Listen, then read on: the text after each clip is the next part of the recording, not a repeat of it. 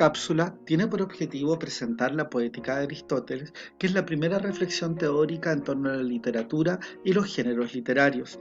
Aristóteles la escribió en el siglo IV a.C. Para él, el arte nace como una mímesis. El arte es una de las expresiones de las facultades humanas más profundas, porque a través del arte construimos e imitamos la realidad. Para Aristóteles, el arte no aleja al hombre de la realidad, por el contrario, lo acerca y ahonda en su conocimiento.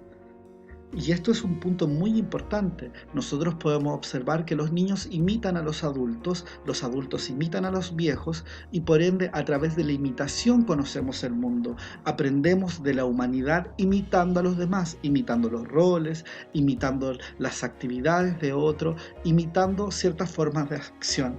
Y esto quizás se puede relacionar con lo que dice la teórica feminista Simone de Beauvoir. No se nace mujer, se llega a hacerlo, y se llega a hacerlo a través del acto de la imitación. ¿Qué actividades son de mujeres y qué actividades son de hombres? Todo eso está dado por la imitación. Por ende, la imitación es un acto que el hombre ha utilizado para construir y ordenar el mundo.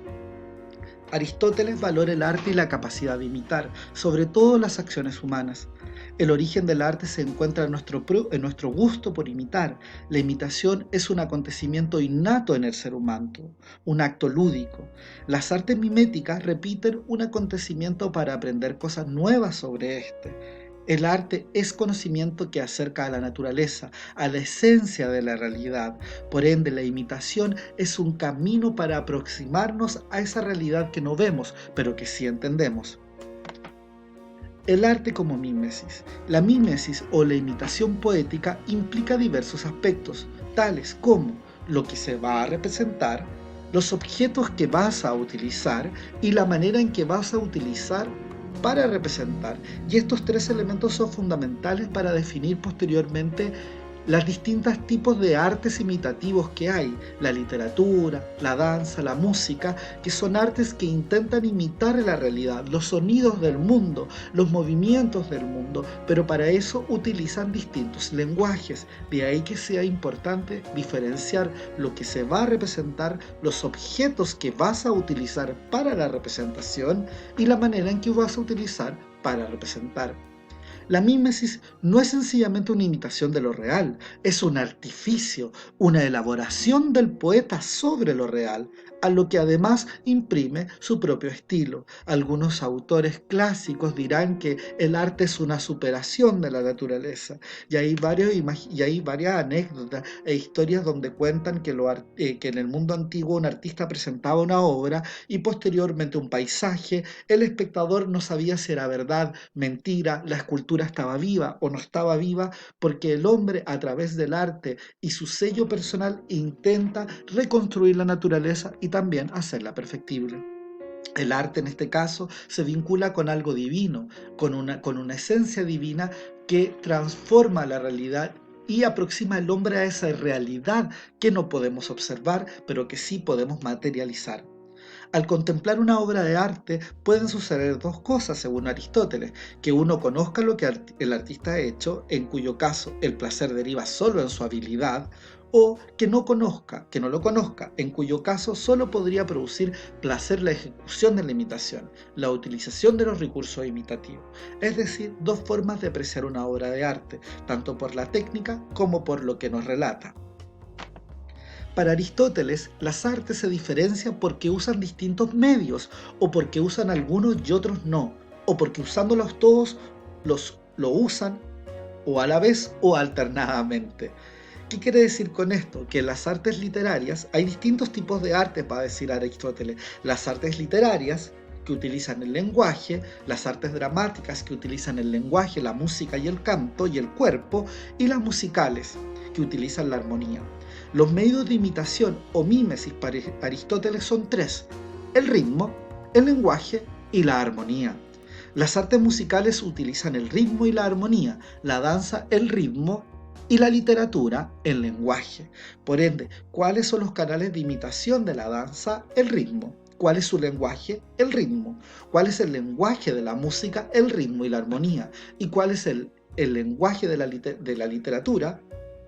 valga la redundancia, el lenguaje. A través de la palabra se recrea. Por ende, hay distintas formas o símbolos en términos suserianos para representar un tipo de creación que intenta imitar la naturaleza.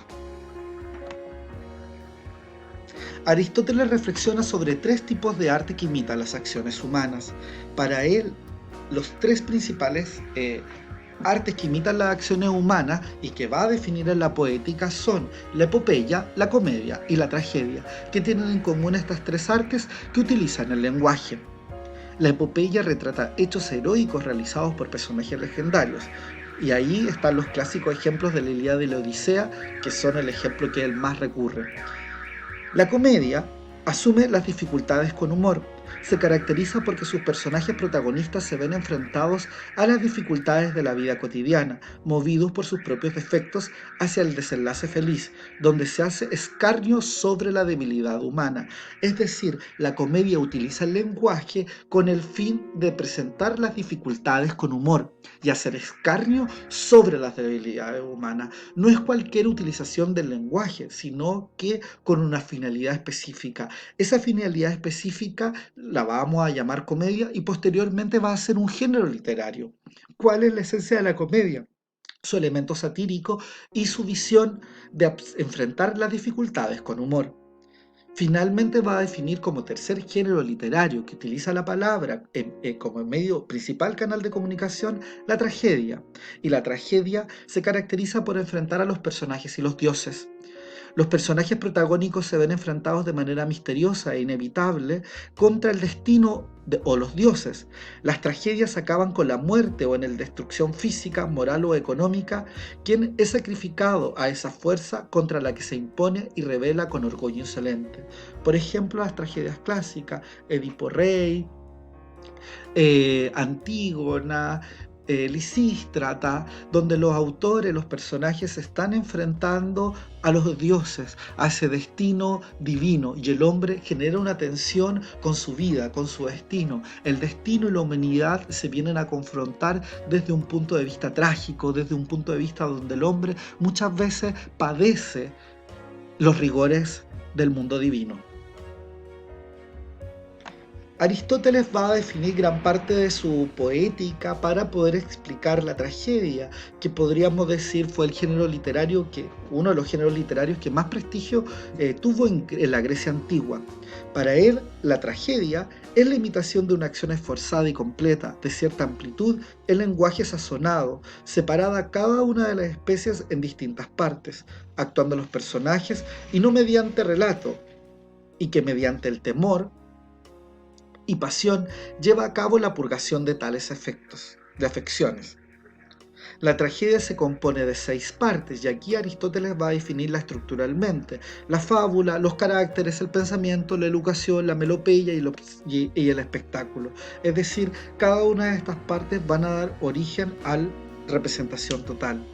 Los aspectos relevantes de la tragedia son la fábula y la verosimilitud y la unidad de acción. Para Aristóteles es muy importante que una obra de teatro tenga unidad de acción, es decir, que tenga un inicio, un desarrollo y un fin. Si esos elementos no se llegan a cumplir, la obra literaria queda inconclusa. De ahí que, vuelvo a insistir, lo importante que es su poética, porque va a dar directrices de cómo escribir una obra y cómo lograr ciertas finalidades. Si yo quiero que el público se emocione y quede impactado, voy a escribir una tragedia y tengo que tener cuidado de que la fábula y la verosimilitud tengan un asidero, pero también que haya una unidad de acción, desarrollo y tiempo. La tragedia debe ser verosímil, debe generar una causa-efecto y debe generar un balance entre algo común y excepcional. Y de ahí que él va a hablar de ciertos componentes teóricos, por ejemplo, la amartía. Aristóteles la define. ¿Y qué va a hacer la amartía? Va a ser el personaje bueno y noble, pero falla en algo. Y la amartía es el motor de la tragedia. La amartía también se va a definir como el no conocimiento de una verdad. Por ejemplo, ¿cuál es lo trágico en Edipo? Edipo no sabe que su madre, que Yocasta es su madre. No lo sabe. Y esa es la amartía. Gran parte de los personajes trágicos sufren un karma, sufren una violencia, porque no saben qué verdad hay oculta, desconocen. Por ende también son personajes inocentes, víctimas del destino que le imponen los dioses. La peripecia va a ser lo que era favorable, cambio o viceversa. Generalmente estos personajes trágicos que desconocen algo se van a ver afectados por la peripecia, es decir, por el cambio súbito del orden de los acontecimientos. Y esa peripecia generalmente revela la agnición o la agnagórisis, que se llama, que es el reconocimiento del personaje de algo que siempre estuvo pero que no lo veía. Por ejemplo, la revelación de Edipo de que se ha acostado con su madre, que se cristaliza de una manera muy clara en la tragedia. Edipo se termina sacando los ojos porque no quiere ver algo que ha visto ya, la agnórisis, la representación de esa realidad oculta que se ha revelado. Y eso hace que se genere finalmente una purificación del alma, una catarsis. Liberamos nuestras pasiones. Pero Aristóteles va a insistir en estos tres elementos estructurales fundamentales para construir una tragedia. Es una especie de guía. Si yo quiero hacer una tragedia, es fundamental que la amartía exista. Es decir, que el personaje motor de la tragedia desconozca algo de este entramado. La peripecia le va a revelar este conocimiento que él, esta revelación que él no sabe, y eso va a generar finalmente la agnórisis, que es el reconocimiento del personaje de esta realidad que se le veía oculta.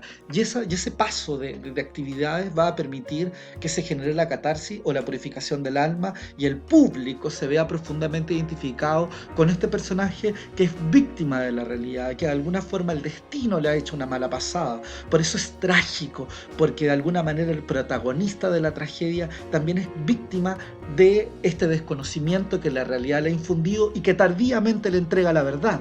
Y cuando le entrega la verdad, el personaje puede reconocer y purificarse y darnos un mensaje ejemplar a partir de sus dolores. La finalidad de la tragedia, va a decir Aristóteles, era despertar el público los sentimientos de la compasión y el temor. Es decir, a través de ese otro personaje yo me identifico y también temo, reconozco, reflexiono en torno a mí mismo y los límites de la humanidad. Podríamos decir, para concluir, que Aristóteles reconoce que el hombre se caracteriza por imitar, y para imitar tiene distintos lenguajes, y él va a diferenciar entre las artes imitativas a la música, la danza, la literatura.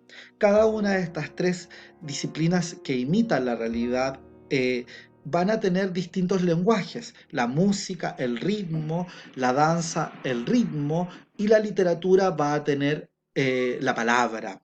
Y la palabra va a estar llevada a algunos cauces de representación. Vuelvo a insistir. Y esos cauces de representación que utilizan la palabra para Aristóteles serían la epopeya, la comedia y la tragedia, que es la que he comentado sus principales rasgos en esta cápsula. Me gustaría concluir mostrándole algunas imágenes de la importancia que tiene Aristóteles en la literatura y en el mundo occidental, específicamente a partir de las representaciones que va a hacer Rafael Sanzio, que es uno de los grandes pintores del Renacimiento italiano, específicamente en su última parte, que es el Cinquecento. Rafael Sanzio era uno de los pintores más prodigiosos, pero murió relativamente joven. Ustedes pueden ver ahí que muere alrededor de los 35 años, una vez de haber pintado una serie de cuadros muy llamativos, muy bonitos. Uno de los más importantes es la Escuela de Atenas, donde también podemos encontrar a Aristóteles. Acá al medio estaría Aristóteles, vestido de azul, representando el mundo. Su mano apunta hacia la realidad, porque gran parte de las preocupaciones de Aristóteles estuvieron dadas en el mundo cotidiano. De ahí que sus preguntas estén dadas cómo el hombre imita la realidad y cómo el hombre la reconstruye a través de las artes imitativas. El que lo acompaña es Platón, otro filósofo también clásico, pero Platón, a diferencia de Aristóteles, se presenta señalando hacia el cielo, es decir, al mundo de las ideas. Platón es un filósofo que principalmente su preocupación, más allá de las reconstrucciones o de las recreaciones mundanas de la realidad, está preocupado de las verdades trascendentes, del vínculo del hombre con las divinidades. De ahí que la preocupación de Aristóteles de Platón, sea eminentemente la verdad suprema que él alcanza a través de la filosofía. En este cuadro, que es un cuadro muy importante, no tan solo reconocemos a Aristóteles y Platón, sino que reconocemos a gran parte de los pensadores del mundo antiguo que Rafael Sanzio trae a colación en el Cinquecento.